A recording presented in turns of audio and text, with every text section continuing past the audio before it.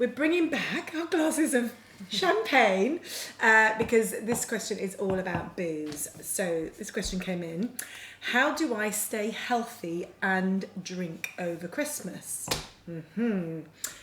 How do we stay healthy and drink over Christmas? Kylie. So I always get sent by my clients, by my family, articles about how alcohol is healthy, particularly red wine. There's lots of polyphenols, which sort of true. The research on alcohol shows a really interesting sort of J-shaped curve. So people who don't drink at all versus people who sort of drink a lot shows that people who don't drink at all actually don't have as good health outcomes as people who drink a unit a night or sort of over a course of a week. So people who drink moderately are healthier than people who don't drink at all. So the reasons for this are a little bit unclear, and it can be unpicked in a couple of ways.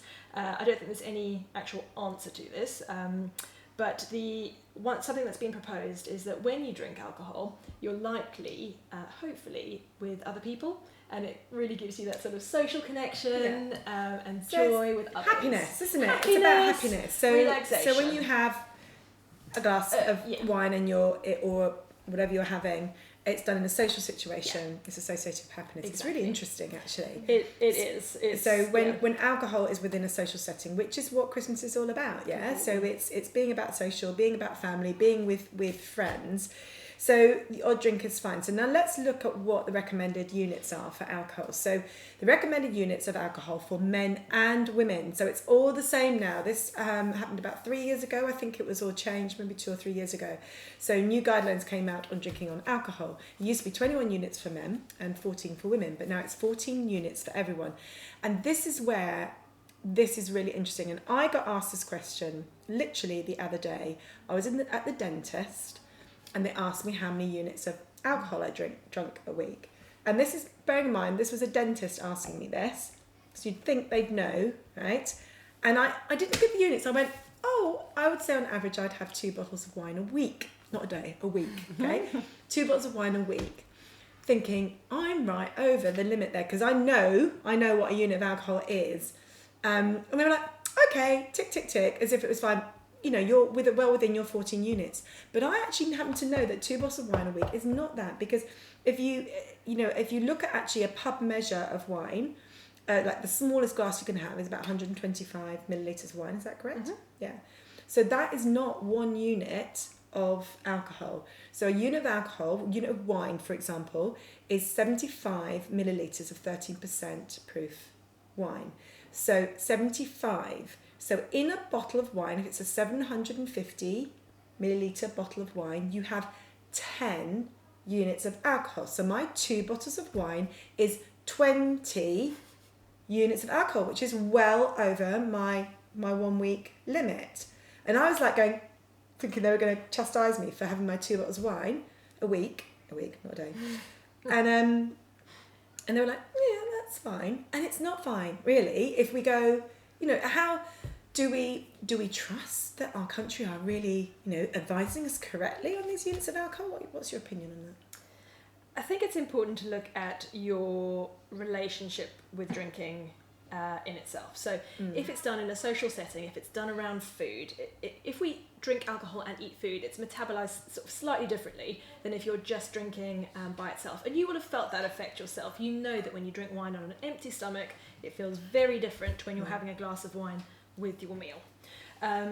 In terms of how you can sort of mitigate that, trying to also not drink every day. So trying to drink not having your 14 units in one day, very helpful for sort of health.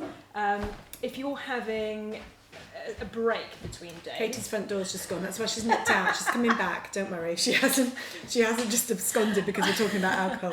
Run! I drink more than 14 units a week.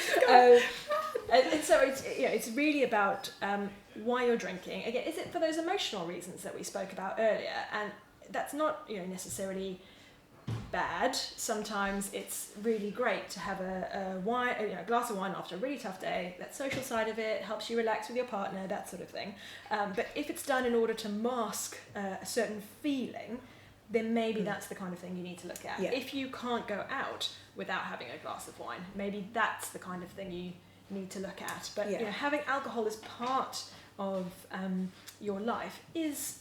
No, I'm not going to tell you to start drinking for health benefits. People who say red wine has lots of polyphenols in it, so do vegetables. So I'd rather you get you don't need wine to get your nutrients. Yeah. But at the same time, we do know it's not ideal for your health, and so it's really about why are you drinking, can you cut down, and also it is excess calories. It's now that's actually a really good point. It's not, we keep talking about, we haven't used the term optimizing nutrition because it's a bit of a boring term really, but it is important, isn't it? And if again, we're going back to eating 3 meals a day and just eating your meals and not skipping meals, because if you're not getting your nutrients and you are having too many, I don't know whether the term empty calories still exists, and that doesn't really have anything of any nutrient value in it. So if you're getting all your calories from booze, then you're not going to be doing yourself any favours, are you? Totally. And I don't tend to talk about empty calories as much as the satisfaction value of the calories. So that by having this glass of champagne, you're not going to feel sort of more full. Food does that, not alcohol. And the wine munchies, in terms of the decisions that you make during or after, or even the day after drinking, can again just lead you to consume those sort of excess calories that maybe you don't necessarily need. So should we go through a typical evening out? So, right, before you go out, you're rushing around, you're getting ready, you've only just got home, the kids need to be fed.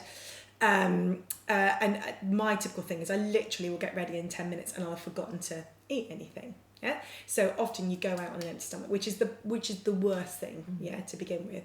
So that's the first thing, isn't it? Is trying to eat something. What would be your go-to, Katie, your go-to quick food that you would have if you haven't got a lot of time?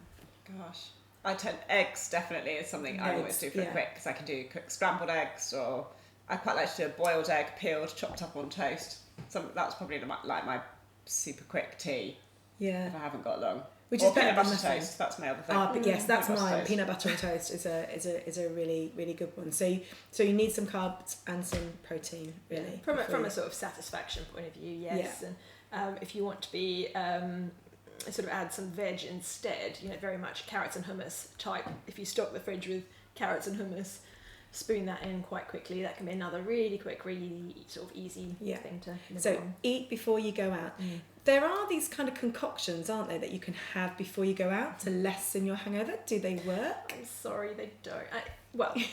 Water. I mean, we can't really talk about, it's not right to talk about alcohol and not talk about water. So the horrific nature of what you feel the next day is often dehydration. Yeah. And that's where a lot of these re-alkalizing, what do they call them? The alka, I can't remember what they're called, but it's all really about getting the electrolytes and the water back into your body. That's really what you're trying to achieve. If you can pre-hydrate, so make sure that you're well hydrated before you go out, just a little check of your urine colour will tell you whether you're sort of hydrated or not hydrated. And then you're drinking water throughout the night as well. So so before you go out, drink a pint of water? How much should we be drinking? You don't want to sort of... ideally, you drink throughout the day. You'd sort of be... So the day before, all day long, you should be well and that's going to go hydrating. For... that is something I say to my clients all the time. Hydration is that's just a given so for anything. Underlooked in terms of its value. So definitely keep well hydrated during the day. In the evening, try and make sure you continue to drink water. So for every one of these, you have a glass of water before you have your second one. That's something that I've always said to clients is, drink water in between each alcoholic drink. Sort of a one for one. There does end up being quite a lot of liquid, so especially for my beer drinking clients, that can be quite a lot of liquid in sort of one go, can lead you to feel a little bit uncomfortable. So it's not always the most practical advice, but it is just around remembering that water. The problem with sort of a pint in one go is that can end up going through a little bit too quickly. So throughout the days, it's better. So just again to just be as hydrated as you can. And again, the next day, sort of that first drink in the morning, where maybe you don't feel quite as well. And I suppose this whole idea of mindfulness as well, which easier said than done when you're pissed, but it's getting to that point in the evening where you feel tipsy and you're enjoying yourself and you're having a laugh to that. It's like that one drink, isn't it? And you don't know where that threshold is. Where that threshold is. And because your mind's gone, basically, you can no longer be mindful because you're having a good time and you're thinking about other things. But if we can just have that cut-off point, then that is gonna really help. So how can we make that cut-off point at the end of the evening rather than halfway through? So that's a key thing, isn't it? I suppose if you're drinking water in between, that's going to slow you down. Yeah. If any other tips about how you can slow your drinking down at all? So these days, non-alcoholic or lower alcohol beers are coming through, and again, sort of low alcohol cocktails are coming through. There's very much a move away from alcohol from a health perspective, excess calories, all of that. So there's so much more on the market these days, or it is about the spritzers, or it is about the single measure of spirits, because for most people it's actually not the alcohol as such that makes them have fun. It's wherever they are that makes them have fun, and they can still, by having a single measure rather than a double measure, it still means that you can partake and feel like you're still drinking. So don't go for the bucket glass of wine, go for the smallest glass of wine, go for the single measures, not the double measures, go for a non-alcoholic drink at some point through the evening. And that's a really good tip, actually. Know. Yeah, no one will know, Genuinely and you won't know either. You won't know. And just this is a very out there tip, but if you're at a cocktail party, as opposed to maybe a dinner party where your wine is on the table at your place setting, if you're at a cocktail party and you hand someone the glass to fill up, the chances are they'll fill up more if it's sort of free floating than if your glass is set on a surface. So little tweaks like that. Yeah. People tend to fill red wine glasses up lower than they do white wine glasses, potentially due to the colour difference.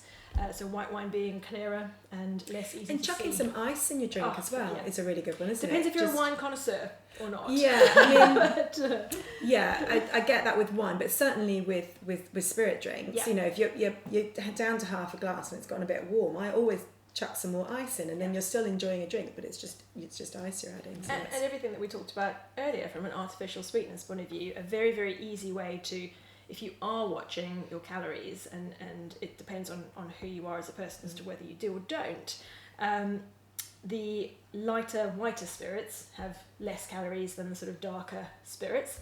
And of course mixers, whether they be orange juice, whether they be Coke, they all have a fair amount of calories in them.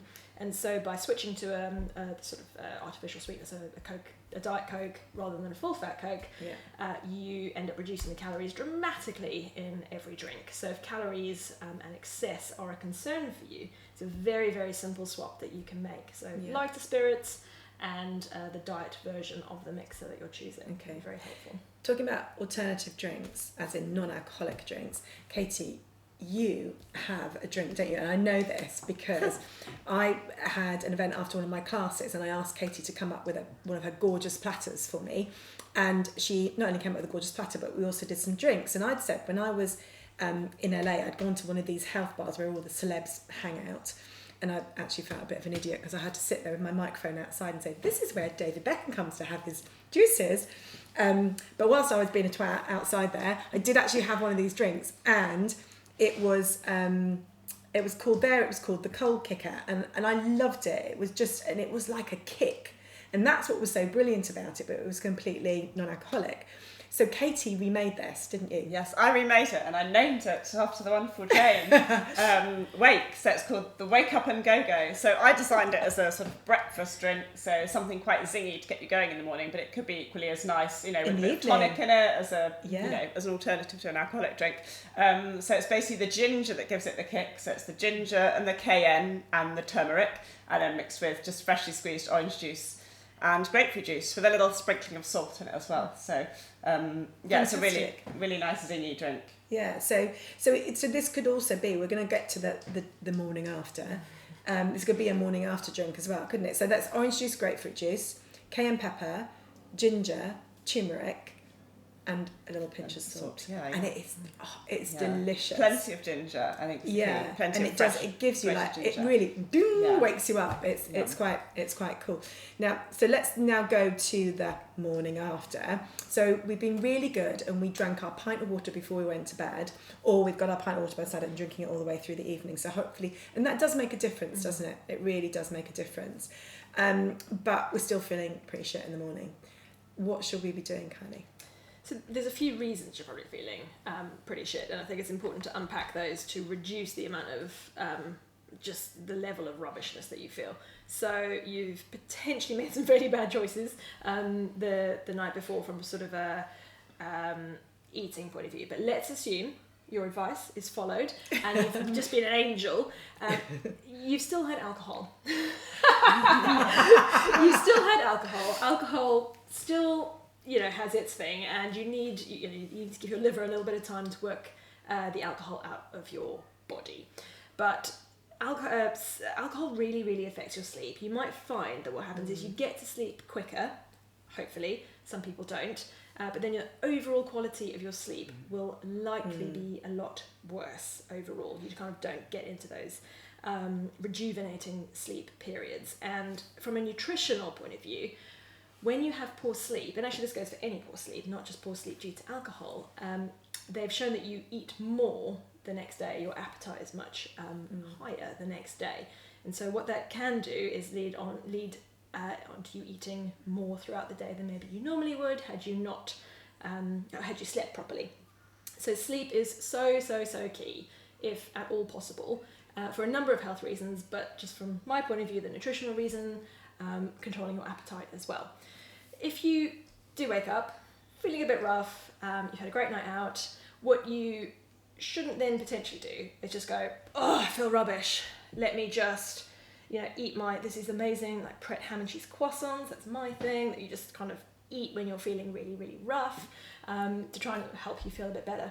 But actually, the sooner you can get back on track and not see it as one of those bucket events that we spoke about earlier, just because you're feeling a bit rough, just because you're feeling a bit jaded from a sleep point of view, don't let that derail the rest of the day. Because what you need to do is you need to continue eating normally. You need to continue eating your 5 a day, drinking your water, getting your fibre, so that you're ready and up and going for the next night and you're feeling good. Okay, so start eating healthily again as soon as you can. So no bacon butties, no stodgy foods. If it's what you fancy, have a bacon butty, but don't then continue to have the bacon butty, the macaroni cheese, everything after that continues to be beige, despite that being what you might think you're craving. It's why am I craving that? And it's probably because of that sort of lack of sleep. So just get back on track as soon as you can, to make you feel better for the rest of it. With Christmas, we tend to get on a bit of a downward spiral.